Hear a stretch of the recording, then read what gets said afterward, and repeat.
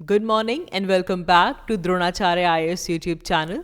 This is our daily newspaper video.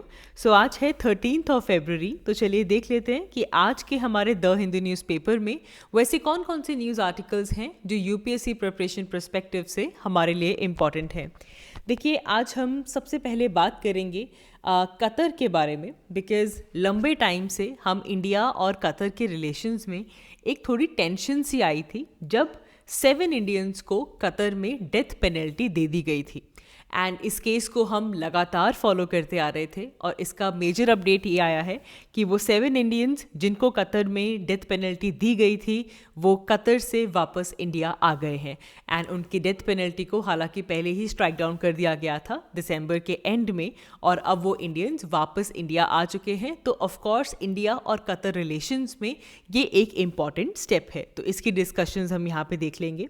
फिर हमारे पास आज इकोनॉमी पर्सपेक्टिव से कुछ इंपॉर्टेंट इंडाइसेस आए हैं जो कि हमें हमारी इंडियन इकोनॉमी की हेल्थ के बारे में इंसाइट देते हैं।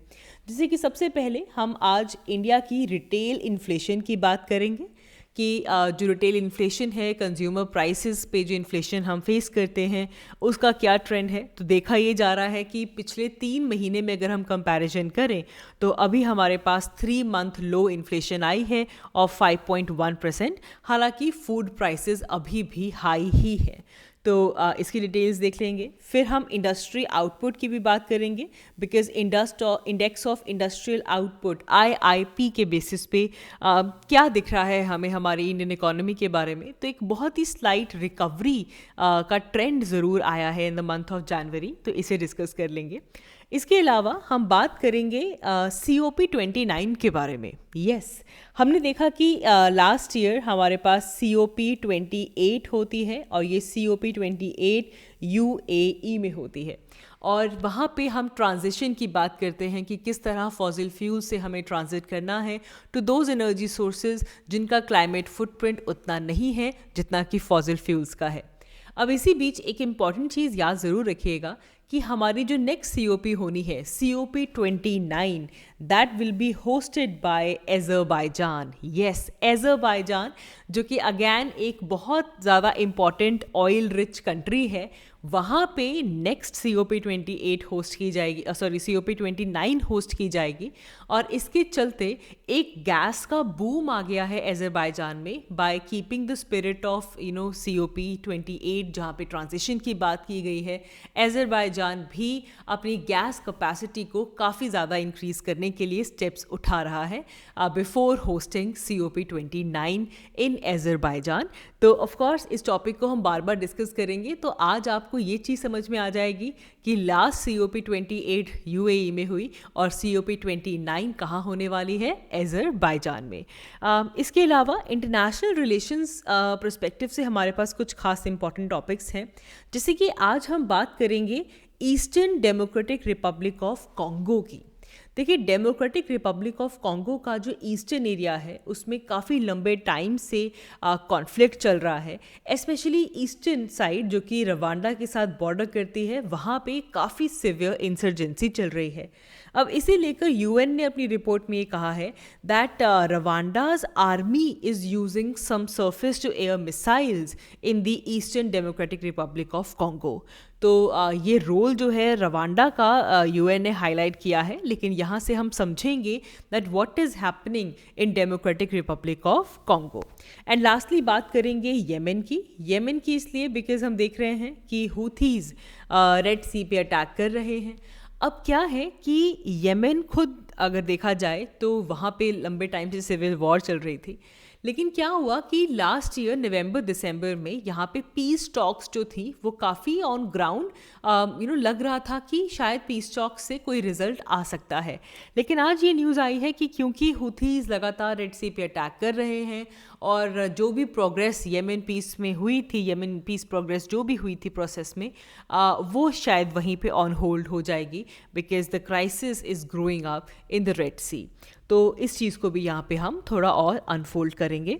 सो let's begin with our first article today, जो कि इंटरनेशनल रिलेशंस और बेसिकली जियोपॉलिटिकल पर्सपेक्टिव से हमारे लिए इम्पॉर्टेंट है. हमें पता होना चाहिए कि दुनिया के वो ऐसे कौन से एरियाज़ हैं जहाँ पे उतनी स्टेबिलिटी नहीं है, जहाँ पे कोई कॉन्फ्लिक्ट चल रहा है, कोई इंसर्जेंसी चल रही है. तो ऐसे एरियाज़ हमारे लिए इम्पॉर्टेंट हो जाते हैं. यहाँ पे हम बात कर रहे हैं डेमोक्रेटिक रिपब्लिक ऑफ कॉन्गो की ना. इससे पहले कि आर्टिकल की डिटेल्स को देखें, सबसे पहले आप लोकेशन क्लियर करेंगे डेमोक्रेटिक रिपब्लिक ऑफ कॉन्गो. जैसा कि हम जानते हैं अफ्रीका में 2 कंट्रीज़ हैं, एक है कॉन्गो और दूसरा है डेमोक्रेटिक रिपब्लिक ऑफ कॉन्गो. ठीक है, एंड ये काफ़ी बड़ा कंट्री है. This is the second largest country in Africa. ठीक है, सेकेंड लार्जेस्ट कंट्री है. एंड यहाँ पे हमारे पास एक इंसर्जेंसी कह लीजिए या फिर जो कॉन्फ्लिक्ट है वो यहाँ पे चल रहा है. सबसे पहले आप देखो, क्योंकि देखो एक चीज़ तो ये है कि जब आप अफ्रीका का मैप करते हो तो हम बहुत बार बोलते हैं कि देखो अफ्रीका के अंदर लैंडलॉक्ड कंट्रीज़ कौन कौन से हैं. एंड बहुत बार क्या होता है कि बच्चे डेमोक्रेटिक रिपब्लिक ऑफ कॉन्गो को भी काउंट कर देते हैं कि ये लैंडलॉक्ड है. पहली चीज़ मैं आपको इसके मैप के पर्सपेक्टिव से ये क्लियर करना चाहूँगी कि democratic Republic of Congo landlocked country नहीं है. एज यू कैन सी, इसका एक बहुत ही छोटा सा हिस्सा आकर आपके अटलांटिक ओशन को टच करता है. तो पहली बात तो ये कि democratic Republic of Congo landlocked country नहीं है. अपार्ट फ्रॉम दिस आप इसके थोड़े से नेबर्स देखिए, काफ़ी सारे ऐसे कंट्रीज़ हैं जो इसे टच करते हैं. जैसे कि अगर हम एक साइड से शुरू करें तो यू कैन सी कॉन्गो एक ऐसा कंट्री है जो कि ऑफ कोर्स बॉर्डर शेयर करता है. Congo shares border with Democratic Republic of Congo. Then there is Central African Republic. Then there is South Sudan, then Uganda, Rwanda, Burundi, Tanzania, Zambia and Angola. किस तरह याद करेंगे? सबसे पहले ऐसे move करेंगे: Congo, Central African Republic, South Sudan, Uganda, Rwanda, Burundi, Tanzania, और यहाँ पे है ज़ैम्बिया एंड अंगोला. ठीक है जी, पहली बात तो ये. दूसरी चीज़ यह है कि यहाँ पे बहुत इंपॉर्टेंट रिवर फ्लो करती है which is your Congo river, जिससे कि इस कंट्री का नाम डिराइव होता है. ठीक है जी. Now coming to the issue, जिस इशू की वजह से हम इसे डिस्कस कर रहे हैं. डेमोक्रेटिक रिपब्लिक कॉन्गो में कॉन्फ्लिक्ट चल रहा है, और इस कॉन्फ्लिक्ट की अगर हम ट्रेसेस देखें तो it goes back, it originated in 1990s. 1990s में यहाँ पे सिविल वॉर के फॉर्म में ये जो कॉन्फ्लिक्ट है इसकी शुरुआत होती है. Specially in 1996 and in 1998 democratic Republic Congo में सिविल वॉर की शुरुआत होती है. और ये थोड़ा और एक्सकबरेट हो जाता है क्योंकि सेम टाइम पे अगर हम 1994 की बात करें तो तब रवांडन जीनोसाइड हुआ. Rwandan genocide. अब ये इसलिए भी इम्पॉर्टेंट है बिकॉज यहाँ पे क्या था कि कुछ हमारे पास यहाँ पे एथनिक हुतू एक्सट्रीमिस्ट थे and they killed a minority ethnic people जिन्हें कहा जाता है ट्यूत्सिस. ठीक है, तो एक हमारे पास यहाँ पे हुतू जो कि एक्सट्रीमिस्ट थे, इन्होंने बहुत बड़े नंबर्स में एक माइनॉरिटी एथनिक ग्रुप तुत्सीज को किल किया एंड इवन नॉन एक्सट्रीमिस्ट हुतूस जो थे उनको भी यहाँ पे किल किया गया. तो इसे कहा जाता है रवांडन जीनोसाइड. तो इसके आफ्टर मैथ के बाद भी DRC के अंदर जो कॉन्फ्लिक्ट है वो काफ़ी ज़्यादा सिवियरली रेस हुआ. स्पेशली अगर हम यहाँ पे इस ईस्टर्न एरिया की बात करें, वो एरिया जो कि रवांडा को बॉर्डर करता है, it is facing insurgency since then only. यहाँ पे करीबन माना जाता है UN की रिपोर्ट के हिसाब से कि 120 रेबल ग्रुप्स यहाँ पे प्रेजेंट हैं, और जिसकी वजह से इस एरिया में टेंशन्स और वायलेंस काफ़ी ज़्यादा बढ़ चुकी है. एंड एक टेरिटोरियल डिस्प्यूट की फॉर्म में इसने शेप ले ली है. यहाँ पे रिसोर्सेज को लेकर कंपटीशन हो रहा है. ठीक है, एक कंपटीशन इनकी वजह से क्या हो रहा है कि इस कॉन्फ्लिक्ट में और फ्यूल मिल रहा है, जिसकी वजह से काफ़ी ज़्यादा कैजुअलिटीज़ भी यहाँ पे होती हैं. Now coming to that term जो आज के हमारे पेपर में आई है, जिसके बारे में आपको पता होना चाहिए, वो ये है कि जब हम बात करते हैं तुत्सीज की जिनको किल किया गया था, टूट्सीज का एक रेबल ग्रुप है, एक रेबल कैंपेन है जिसे कहा जाता है M23 rebel campaign. M23 rebel campaign ये कुछ नवंबर 2021 से ही जो है ये सामने आया है, और इससे यहाँ पे जो सिक्योरिटी चैलेंजेस हैं वो काफ़ी ज़्यादा बढ़ चुके हैं। और लास्ट ईयर से ही ये जो M23 रेबल कैंपेन है ये काफ़ी नोटिसेबल एडवांसेस भी कर रहा है। तो एक चीज़ तो ये कि आपको कहीं प्रीलिम्स में M23 रेबल कैंपेन टर्म मिल जाए तो आप इसे किससे रिलेट करेंगे? डेमोक्रेटिक रिपब्लिक ऑफ कॉन्गो से, वहाँ पे चल रहे कॉन्फ्लिक्ट से। ठीक है जी। Now coming back to the news, अब UN ने कहा है कि जो रवांडन आर्मी है that is supporting M23 rebels. ठीक है, Rwandan army is supporting M23 rebels, ये UN ने कहा है, क्योंकि ऐसे केस में क्या हो रहा है कि Rwandan army and M23 rebels they are using some sophisticated weapons, जैसे कि सरफेस टू एयर मिसाइल्स वो यूज़ कर रहे हैं, and it is suspected that कि रवांडन आर्मी M23 रेबल्स को सपोर्ट कर रही है। ठीक है, तो ये UN ने यहाँ पे क्लेम किया है, और इसीलिए ये हेडलाइन भी आई है, Rwanda army using surface to air missiles in eastern Democratic Republic of Congo and it is supporting M23 rebels. I hope this thing is clear. आगे बढ़ने से पहले देख लेते हैं आज के हमारे पेपर में ऑलिव रिडले टर्टल की ये पिक्चर आई है। ठीक है, सिर्फ हमारे पास एक फ़ोटो आई है आज, विशाखापट्टनम के बीच पर एक ऑलिव रिडले टर्टल यहाँ पे पहुँचा, एंड यहाँ से आप अगर देखो लैकिंग सेफ्टी नेट लिखा है, कॉज ऑफ कंसर्न लिखा है, बिकॉज ऑलिव रिडले टर्टल्स कि जब हम बात करते हैं एनवायरनमेंट एंड इकोलॉजी में, सो वी नो कि ये कितने ज़्यादा एंडेंजर्ड हैं। इनके अगर हम खास फीचर्स की बात करते हैं, so these are amongst the smallest sea turtles and also most abundant sea turtles जो आपको दुनिया भर में मिलते हैं। ये टर्टल्स कार्निवोरस होते हैं, एंड इनका ये जो नाम है olive Ridley, that is because आप देखो इनका ये जो कैरापेस है, इसका जो कलर है that is of the shade of olive, इसीलिए इसका कलर है, इसका नाम है ऑलिव रिडले टर्टल। एंड ये बहुत ही यूनिकली मास नेस्टिंग करते हैं, एंड इनकी इस फिनोमिना को कहा जाता है एरीबाडा। तो जहाँ पे भी आपको एरीबाडा टर्म मिलती है, इट मीन्स कि वो ऑलिव रिडले टर्टल की मास नेस्टिंग की बात कर रहा है। तो थाउजेंड्स ऑफ फीमेल्स जो हैं वो इकट्ठे बीच पर आते हैं and they lay down their eggs, and mainly habitat अगर हम इनका देखें तो ये वार्म वाटर्स में आपको मिलते हैं, जैसे कि अगर आप पैसिफिक ओशन देख लें, अटलांटिक ओशन, इंडियन ओशन देख लीजिए, तो यहाँ पे जो वार्म वाटर्स हैं वहाँ पे आपको ऑलिव रिडले टर्टल्स मिलते हैं। एंड इंडिया में उड़ीसा के अंदर हमारा जो गहीर माथा मेरीन सेंचुरी है, गहीर माथा मेरीन सेंचुरी, ये दुनिया का लार्जेस्ट रुकरी है जहाँ पे जो सी टर्टल्स जो हैं वो आकर ब्रीडिंग करते हैं। सो that is important for us. इसके अलावा आप प्लीज़ इसका स्टेटस ज़रूर याद रखिएगा। IUCN के अकॉर्डिंग हमारे olive Ridley turtles vulnerable category में आते हैं। साइट्स इनको अपेंडिक्स 1 में रखता है, और वाइल्ड लाइफ प्रोटेक्शन एक्ट के भी ये शेड्यूल 1 में लोकेटेड है। थ्रेट्स बहुत ज़्यादा हैं। एक तो इनको पोचिंग की जाती है इनकी for their meat, for their shell, for leather and for eggs, and इसी के साथ साथ हम देख रहे हैं कि मेरीन पोल्यूशन की वजह से भी ये जो टर्टल्स हैं इनका जो थ्रेट है वो काफ़ी बढ़ चुका है। And then there is fishing trawlers as well, जो ओवर एक्सप्लॉयटेशन करते हैं मेरीन रिसोर्सेज की, वो ट्रॉलर्स लेकर चले जाते हैं, जिसकी वजह से इन टर्टल्स को इंजरीज पहुंचती हैं, एंड ये अननेसेसरीली ट्रैप हो जाते हैं उनके ट्रॉल्स में, उनके नेट्स में। ठीक है, तो ये एक इम्पॉर्टेंट चीज़ हम यहाँ पे देख रहे हैं। अपार्ट फ्रॉम दिस COP29 की बात करेंगे। COP29 कौन होस्ट करेगा? It will be hosted by Azerbaijan. ठीक है, अज़रबैजान को कहा जाता है दैट कि historically Azerbaijan is known as the cradle of oil.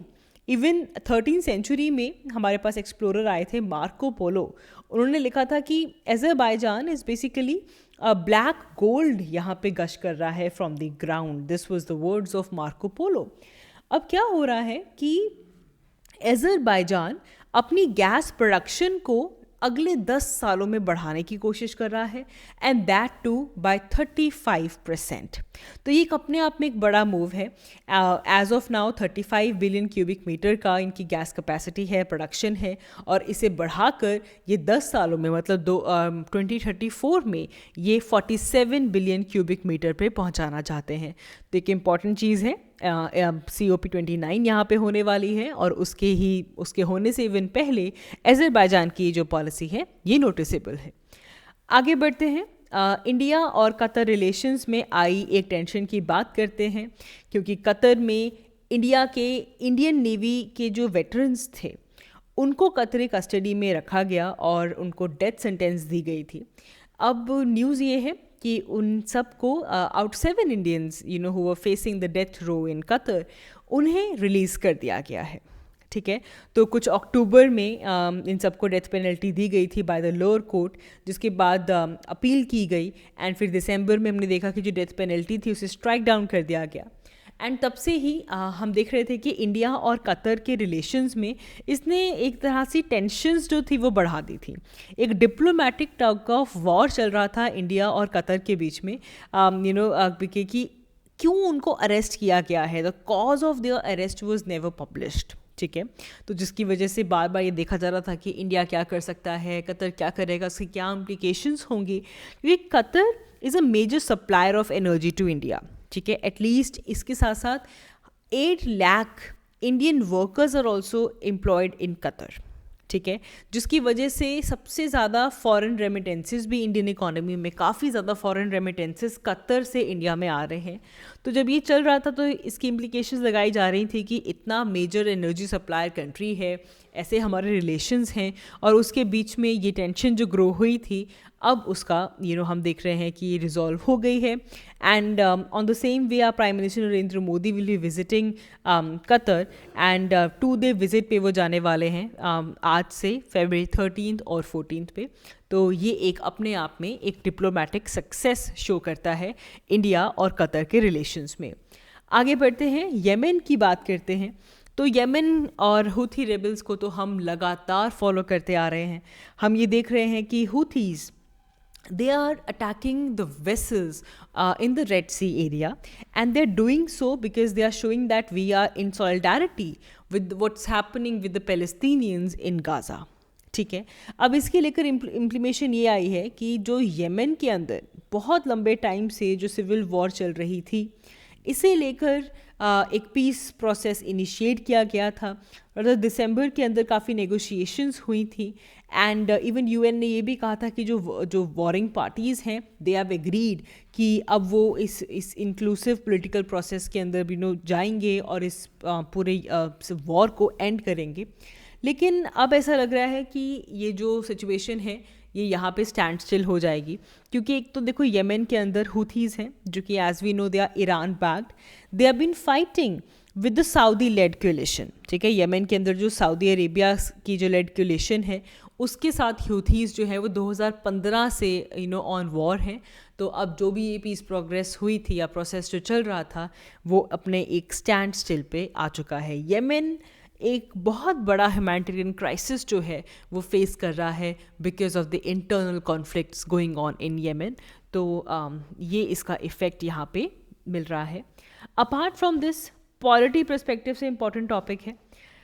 Supreme court में एक चैलेंज किया गया कि भाई कुछ स्टेट्स में डिप्टी चीफ मिनिस्टर अपॉइंट किया जाता है, क्या ये कॉन्स्टिट्यूशन का ब्रीच नहीं है कि हमारे कॉन्स्टिट्यूशन में तो ऐसी कोई भी पोस्ट नहीं है, जैसे कि कोई ऐसा आर्टिकल नहीं है, कोई ऐसी पोस्ट नहीं है जिसमें डिप्टी चीफ मिनिस्टर को बनाया जाए।